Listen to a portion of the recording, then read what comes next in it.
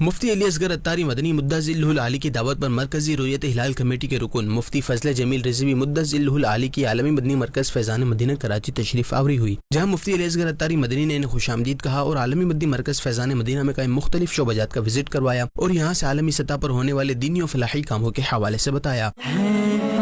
اللہ کے ہمارے علماء فارس، رسول اللہ کے ہمارے علماء۔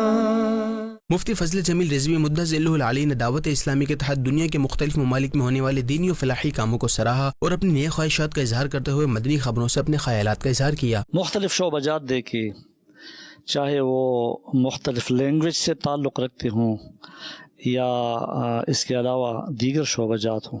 یقیناً مجھے پہلی بھی بہت اطمینان تھا فیضان مدینہ کے سیٹ اپ پر، اور آج تو وہ اطمینان میرا دوبارہ اور صح بالا ہو گیا ہے۔